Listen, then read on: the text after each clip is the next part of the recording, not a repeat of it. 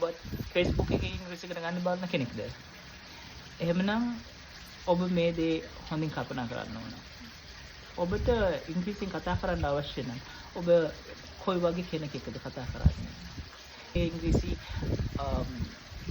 courses ගැන advertise කරන අයයි ඉංග්‍රීසි උගන්වනවා කියලා කියන අයයි සමහර වෙලාවට සිංහලෙන් වාක්‍යයක් ලියලා ඒක ඉංග්‍රීසියට ට්‍රාන්ස්ලේට් කරන අයයි ඔක්කොම යම් වාක්‍යයක් උගන්වන්න හැදුවට වචනයක් උගන්වන්න හැදුවට ඔවුන් ඇත්තටම කියන්නේ නැහැ ඒක කා වෙනුවෙන්ද කොයි වගේ අවස්ථාවකද භාවිත කරන්න පුළුවන් කියලා වෙනවා.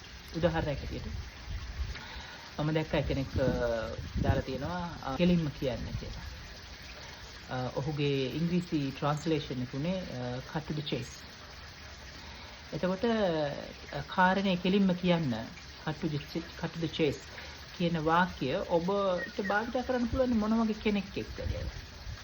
උදාහරණයක් හැටියට ඔබ රැකියාව කරන කෙනෙක් නම් ඔබ මේක ඔබේ කළමනාකරුට එහෙම නැත්නම් ඔබේ සුපිරියර් කෙනෙකුට නැත්නම් ඔබගේ සුපර්වයිසර් වගේ කෙනෙක් එක්ක කතා කරන වෙලාවක කාරණේ කෙලින්ම කියන්න කියන අදහස ඇතුව ඔබ cut to the chase කියලා කිව්වොත් මම හිතන්නේ ඒක ඒ අවස්ථාවට ඉංග්‍රීසියෙන් තියෙනවා formal and informal usage කියලා. ඒකට අපි කියන්නේ register කියලා.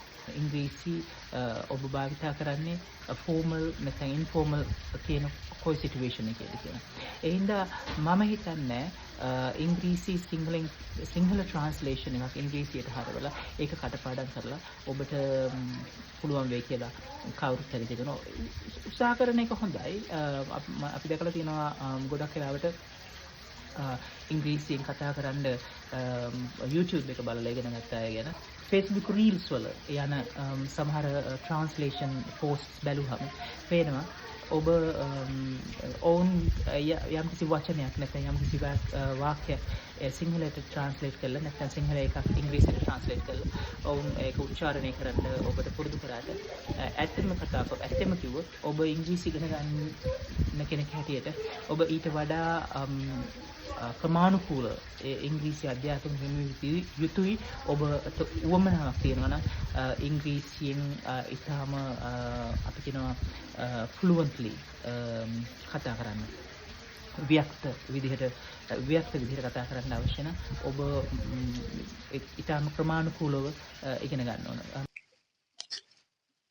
මගේ නම සාජිත්. මම ඉන්නේ සිංගප්පූරුවේ. මම අවුරුදු 30කට ආසන්න කාලයක් ඉංග්‍රීසි ගුරුවරයෙක් හැටියට වැඩ කරලා තියෙනවා. ලංකාව, සෞදි අරාබිය, තායිලන්තය සහ සිංගප්පූරුවේ. ඔබට ඕන නම් පුළුවන් මට කතා කරන්න. ඉංග්‍රීසි ඉගෙන ගන්න හරි මාර්ගය මට කියලා දෙන්න පුළුවන්. Thank you.